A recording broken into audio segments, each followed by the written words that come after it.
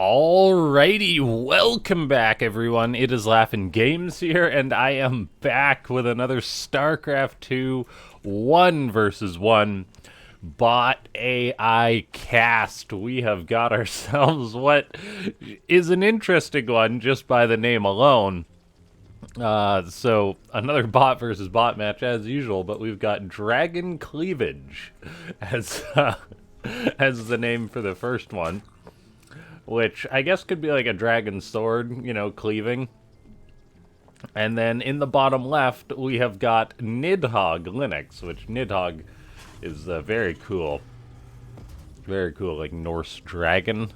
I don't know all the details on that one, but in Age of Mythology, which is another great RTS, one of the perks you get for aging up in that game is the ability to spawn a badass Nidhogg. And so, yeah, I like I like the name. And so let's see how this match is gonna go. I don't believe I might have cast Nidhogg before, but don't quote me on that. And so we're on the map Ancient Cistern, the AI edition. A simple tell that DragonCleavage may be a simpler bot is that the overlords aren't doing anything. They're just hanging out back at home, which is of course one way to approach that. Just keep your overlords at home, then you don't really have to think about them, but that also means you're not going to get the scouting information, that kind of thing. So DragonCleavage, I get the feeling, is going to be going for a simple strategy if I had to take a guess, while Nidhogg is also not scouting, but just going for a triple rack. So these two bots have made up their metal minds and are gonna be going ahead with a plan and just butting heads here potentially. So ladies and gentlemen, before we get too far into this one, go ahead, hit that like button, subscribe if you haven't already, ring that bell icon, and yeah, let's go for 40 likes on this video. If we can do that, that would be amazing. Join the Discord, which is linked down below to get notified whenever I go live, that kind of thing. Consider becoming a YouTube member if you do want to support these casts. That is the best way to do it. You can press that join button and check out the perks there.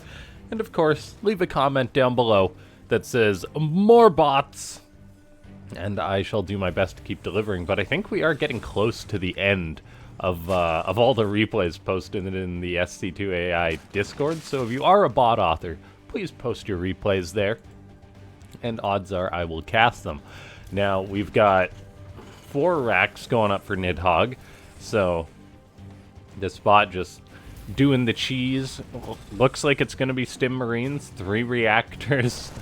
3 reactors, Stim on the way. We'll see how well it utilizes Stim, or whether it's going to be real messy. We've seen some cases where bots have stimmed their units to death. You gotta hope that Nidhogg is not going to do that. We've got a spine crawler on the way for Dragon, and Dragon did scout out with its lings. It's got its lings running all over the map, so it does have some scouting behavior. So, and then it goes for a spine, which makes me wonder whether that is just like a default spine or a reaction to what it saw, the lack of a base, that kind of thing. But it looks like it will just be stimmed Marines going up against Zerglings.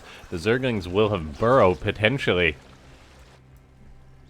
Also notable, no orbital command from Nidhogg, so just played a very basic game here.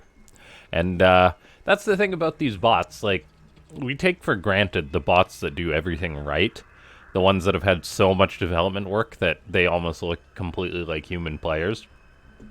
Whereas that's just a monumental task and takes, I think it's safe to say, literal years to get your bot there. So it's always fun to check out these bots that I haven't seen before, or seen too many times, see what stage they're at, that kind of thing. And I get the feeling we've got a pretty even match here between these two. Now, DragonCleavage is expanding, whereas Nidhogg is not. So it's just chilling for now.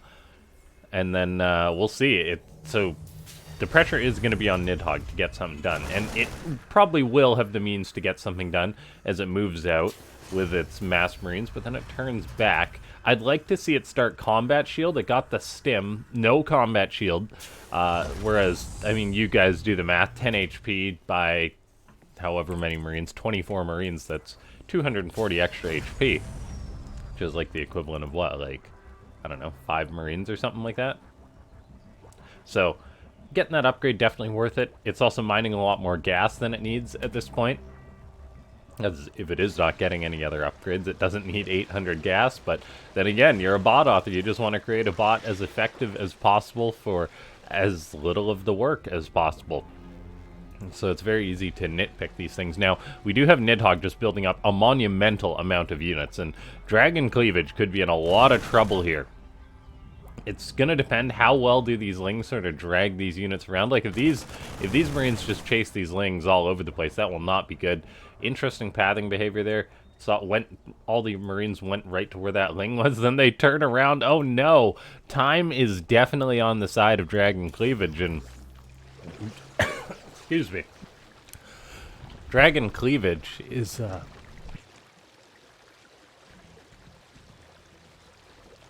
excuse me. DragonCleavage is just macroing up. And I say just, but it's actually quite significant. It shows that this bot has got some depth to it, getting 1-1 upgrades, getting Roach Warren a lair. It's got a plan. Now, we'll see if that plan's going to get lived out as it fires up its first Roach, but there's 55 Marines barreling across the map towards it. As Nidhogg Linux seems to be a bot that just converts minerals into Marines, and we'll see how well its attacking behavior is. These Marines, they double back. They're chasing that one ling. Oh no. Nidhogg Linux may need some more pathing work done to it, as I feel like the time to attack was like a minute ago. But instead it's kind of just running all over the place, and it seems like it's going home. I'm not sure if that's its behavior, like when a ling runs into the Marines and runs off, that it like rehomes itself or something. But anyway, this is not looking too good for the blue bot, as we already see roaches are on the way. That supply is going to even up very, very quickly. A 3-base, 60 drone Zerg against a Terran bot that has got 60 Marines. 60 Marines. No combat shield on him either. No +1 attack. The roaches have got 1-1. Like, Nidhogg Linux needs to attack on in now. Ideally 2 minutes ago, but I'll take it. I'll take it now.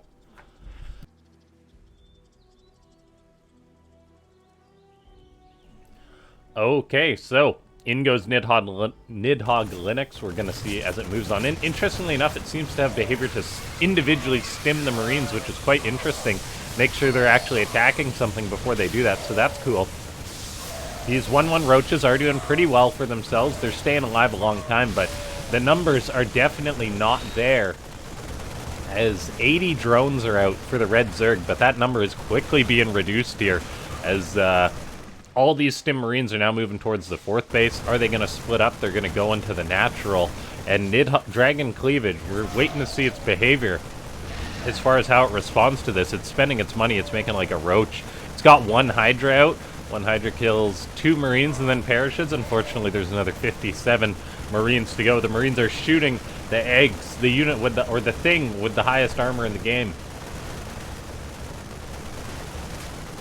Okay, now we see lings coming on in.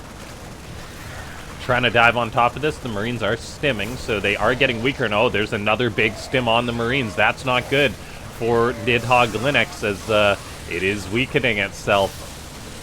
And these Marines, they do keep targeting the eggs instead of the units, so that is not good targeting there from Nidhogg Linux. It seems it had killed off all the units of DragonCleavage, but it actually sees the eggs as a target.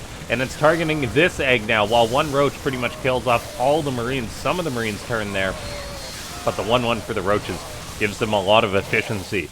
And now another round of Marines is crossing the map for Nidhogg Linux. It's got to be running out of resources, though. We'll see if it even has long-distance mining behavior, or behavior to float off its base. I get the feeling it probably doesn't.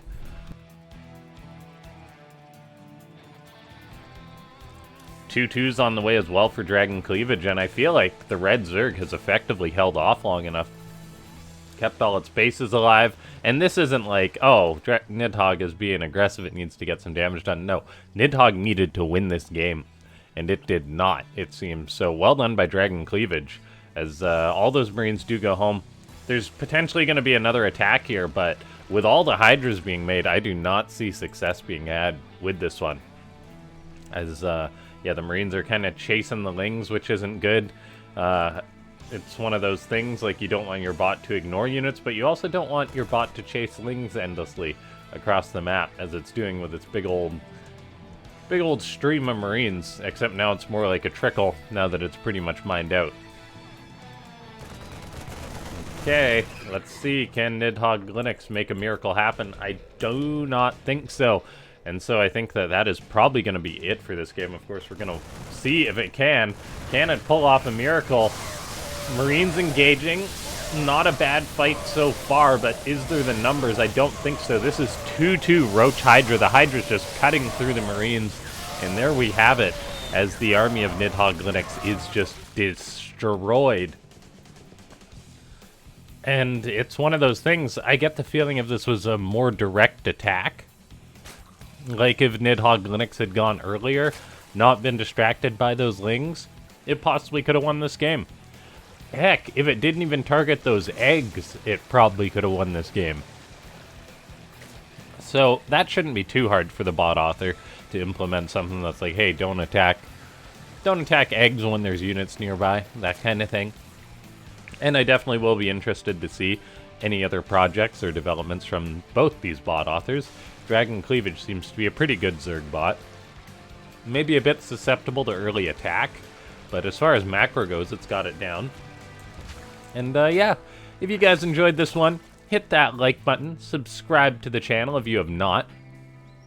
We're watching Nidhogg build up more Marines, but it's very futile at this point. But it's a bot, so it'll keep on doing its thing, no matter how futile. As these Marines run on in now, there's a Hydra for every Marine, it seems, so that is not looking too good for these boys. The stim behavior, I think, is the coolest part of Nidhogg, as it stims the Marines at the right time. It seems that's a cool way to approach that. But yeah, I think I've said the whole spiel.